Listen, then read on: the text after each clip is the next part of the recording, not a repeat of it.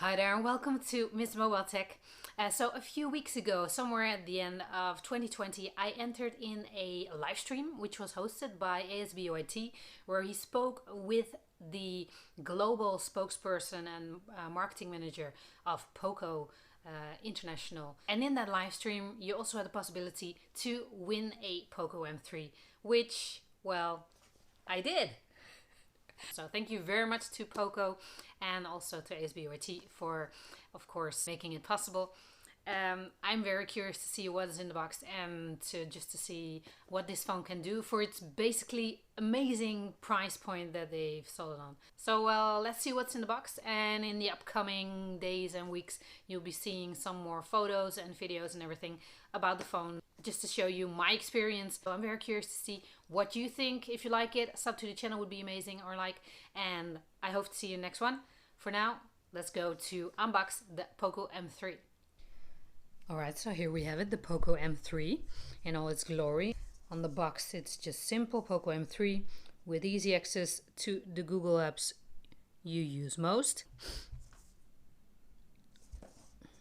6000 mAh in here is, well, nothing. So let's see. Opening the box, there's only this.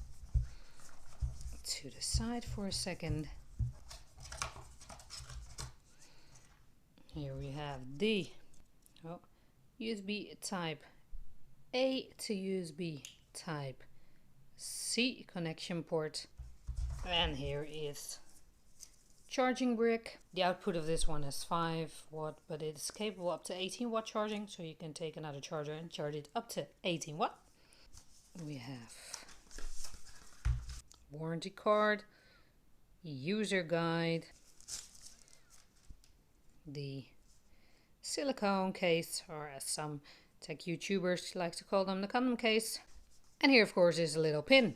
If we then go to the phone itself, it lays out for you the most interesting parts of this phone, which is a 48 megapixel AI triple camera. There is a 6000 mAh type battery, 6.53 inch FHD plus dot drop display, which means the camera is in the center at the top and not like a hole punch or something. It's here. And it has a Qualcomm Snapdragon 662, which is a mid-range chip. Qualcomm also always has good chips, at least in my experience. So I'm curious to see how this one will run. Now first let's see how I'm going to get this phone out of here. Yes. And here we have the phone itself. To give you a more close-up look of the phone, let's see if I can do that here. You see the texture there is. I actually love how that looks. It gives it a sort of, yeah, sort of leather type, not feel, because you feel it is plastic, but it looks a bit like it's leather. So that makes it, yeah, just a little more premium, even though it is an entry-level phone. Which is funny, by the way, because usually it's called a budget phone, but that has changed the naming. More often than not, right now you hear people calling them entry-level phones instead of budget phones. So we're talking about the same thing, but just in a nicer way. So here's the camera setup, which is the 48 megapixel camera, the 2 megapixel depth sensor and telephoto lens, of course, microphone, USB-C charger and speaker, the power button, which also functions as a fingerprint reader, and the volume rockers have a nice sound to it. I always like that. You can see the camera bump just a bit. Let me see if I can clear that up. It is pretty, it is quite there. So probably when I put it on the table, no, not this table, but yeah, it does wobble, but not that much. And since the phone is not very it's not a glass back or something, so it will probably stay more firm on a table. Okay, then we're going to the top, which we have the microphone, the headphone jack, always nice for recording audio, as I always say, for filming. Although I have to say this phone can film up to 1080p in 30 frames per second, so you cannot film in 4K, so that's a shame, but still You can also shoot some nice things on 1080p. And here we have the other speaker and also a infrared port in one of those. I think it's in this port. So you can also use this as a remote for air conditioning or something. And then on this side we have basically nothing except, of course, the SIM tray. And we have a dual nano SIM slot here with expandable storage, with a dedicated expandable storage slot for microSD. Always nice to see they have a dedicated slot. And you have this model in 64 gigabytes internal memory, and also 128 with 4 gigabytes of RAM. I like the way this looks. Now it's sort of brownish. So I'm just going to go through the setup process and only talk about things that are interesting. And it's checking for updates, of course, during the setup process. It comes with Android 10 based on MIUI 12. I'm just going to check to see how many internal memory will have been used when you just set it up without a Google account or something. Just how much MIUI 12 on Android 10 is taking up in this phone. For protection into this phone, you only have your fingerprint and screen lock. So let's go.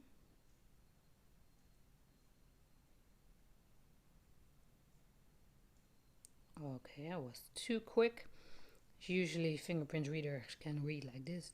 Oh, now it's faster. Just needed to get a little bit into the zone. Registering the sides.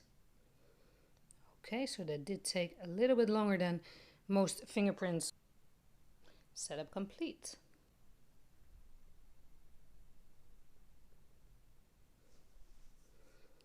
And here we are. Okay. Let's go into the settings.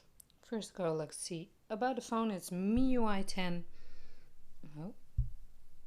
MIUI 10, a 12.01 stable version with occupied right now 16.6 gigabytes of 128 gigabytes. So this is only everything from the system and the apps it comes with. I do say it's right now, it is getting a bit darker here, so I'm just going to see how quickly it will respond to opening apps.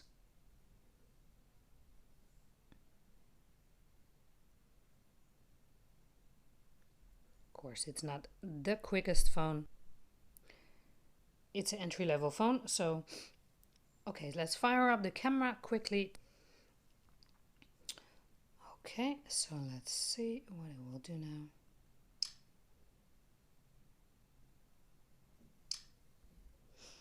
You have here photo options. You can retouch them with filters and beautifying them. It's onto 0 right now, which I like, as I don't like it on. AI camera on or off. I always turn that off. HDR. Let's put that on off for now. Oh. Flash, of course, you have a flash that is always there. Or is it automatic? It's pretty. So let's try that same thing, but now. Shutter takes like a second or so, but that's normal also basically for a lower chipset. Types of screen size you can choose from: shutter speed, timer, more settings, grid lines. I always like those. Straighten, that one as well. Macro, timed burst, movie frame. Let's go into the settings, some more camera settings. You can add a watermark. Oh, I'll turn that off because right now it's on apparently, but I want it off. Scan QR codes automatically is always handy. Picture quality you can set to high, standard and low, which is interesting. Usually it shows you megapixels, but it doesn't. So let's just try high. Focus and shoot. Press and hold shutter button to burst shoot. That's what it asked me at the beginning. So if you hold the button, then you can choose to record a video, burst shoot, or also to focus.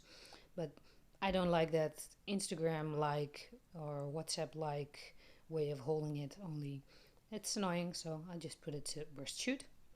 You can customize basically the layout. Here you can customize the layout, shutter sound. No, I don't want a sound. Save previous mode. Anti-banding. Okay. So those were basically the standard settings. So I just shot a few photos. Let's see what they look like. Let's open them up. It takes a second. This one's the one with flash. This was the one without flash. As you can see, without flash it's more than this. And then we have here a rose I just shot, and the lights a little bit closer without a flash. I have to say, for a budget camera, sorry, entry level, it looks quite alright. Photo and video both shoot up to 1080p, 30 frames a second. And I'll show you what other options there are. You have a sort of pro mode here also. You have a pro mode where you can change the basic settings of your camera. Photo, a portrait mode, of course.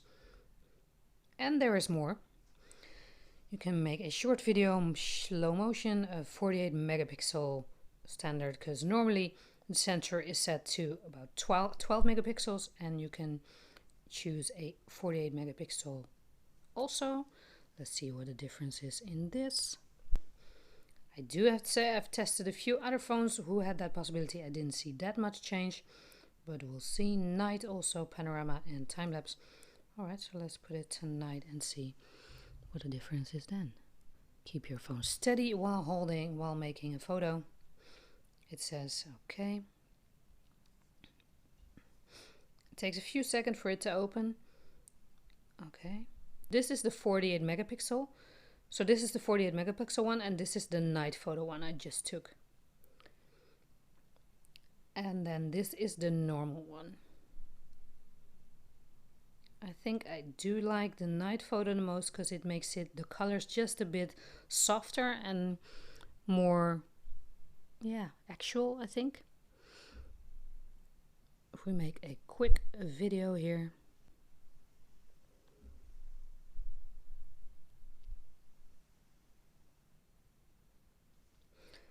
Let's see how that turned out.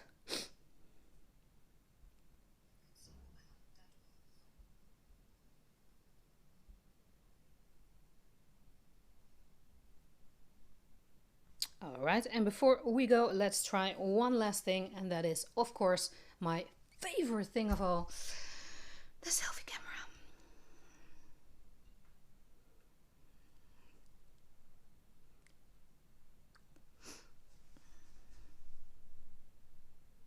Quite a little bit of time for it to load, but as you can see, it does have an interesting vibe, I do have to say, but not that much actual detail and information on the photo itself. Let's test the fingerprint reader real quick. Alright. It takes a second for it to open, but I don't really have to press it. I'm barely touching it for like a millisecond, and it is not as quick as some fingerprint readers, of course, but entry level, say it again. Alright, so this was my unboxing and first impressions tour of the Poco M3, and I can see I've already smooshed this a little bit, so this gets dirty a little bit more, but this is the only thing that's glass, so that is no problem. I'm looking forward to trying this out. I actually really love the feel of this phone.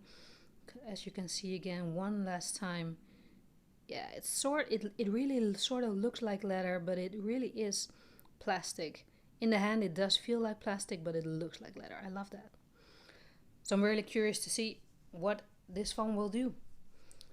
I will let you know. If you have any questions, let me know. I'll post some photos and videos also on my Instagram page and or my Twitter, so you can keep in touch with me there as well. And thank you very much for watching. If you loved it, a sub to the channel would be amazing. And I really hope to see you in the next one. Bye.